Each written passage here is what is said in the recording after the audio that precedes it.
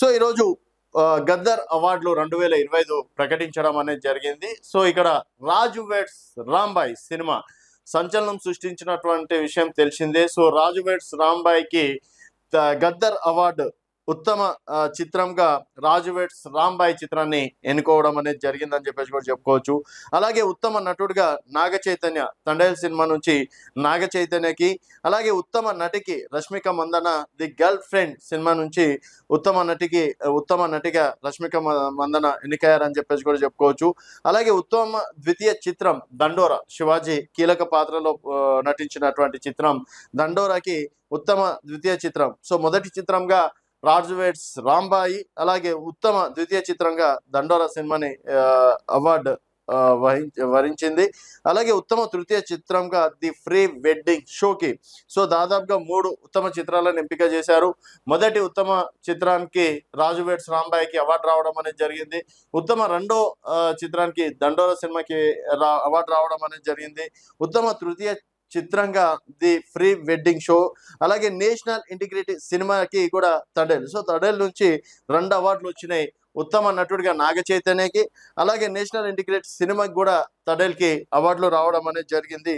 So ఉత్తమ చిత్రంగా మాత్రం తెలంగాణ భాష కావచ్చు, తెలంగాణలో జరుగుతున్న అంటే సంస్కృతి కావచ్చు, అండ్ ఖమ్మంలో జరిగినటువంటి ఒక యథార్థ ఘటనని సినిమా రూపంలో వహించారు.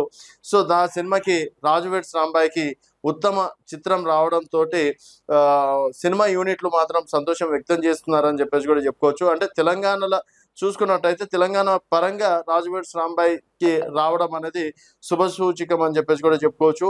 అలాగే బెస్ట్ సపోర్టింగ్ యాక్టర్గా అదే దండోరా సినిమాలో శివాజీకి రావడం అనేది జరిగింది.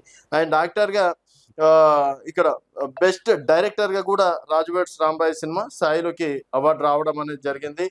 And first best feature film award అందుకున్న రాజు వెడ్స్ రాంబాయ్ సినిమా.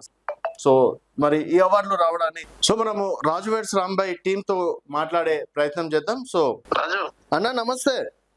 నమస్తే అన్న, కంగ్రాచులేషన్స్ అన్న. Thank you Raju. సో ఒకసారి మా ప్రేక్షకులు కూడా లైవ్ లో ఉన్నారు, ఒకసారి ఏం చెప్తారన్నా? అంటే ఉత్తమ చిత్రంగా రాజు వెడ్స్ రాంబాయ్ ఈ రోజు గద్దర్ అవార్డు రావడం అనేది ఏ విధంగా చూస్తుంది? అంటే గద్దర్ అవార్డ్స్ అనేది ఒక గౌరవాన్ని ఫిలిం మేకర్స్ కి ఒక గౌరవాన్ని తీసుకొచ్చే విషయం ఇది.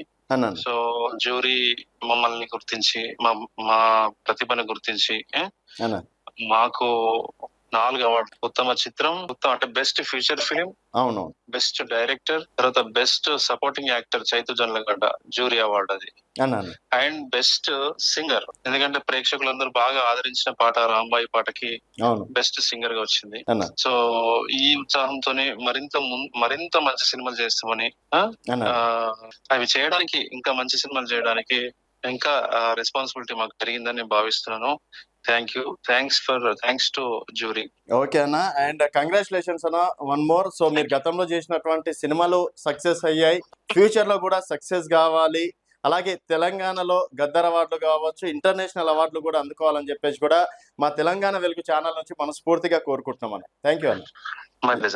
యా, సో మొత్తం వేణు గారు సినిమా ప్రొడ్యూసర్, గతంలో కూడా విరాట పర్వం సినిమా డైరెక్టర్ గా, అలాగే ఎన్నో బెస్ట్ ఫిలిమ్స్ కూడా అందించినటువంటి వేణు గారు ప్రస్తుతం మనకి లైన్ లోకి రావడం, తర్వాత మరిన్ని చిత్రాలు మరిన్ని సక్సెస్లు కూడా వారు అందుకోవాలని చెప్పేసి కూడా మనస్ఫూర్తిగా కోరుకుందాం. Thank you. చూస్తూనే ఉండండి తెలంగాణ వెలుగు.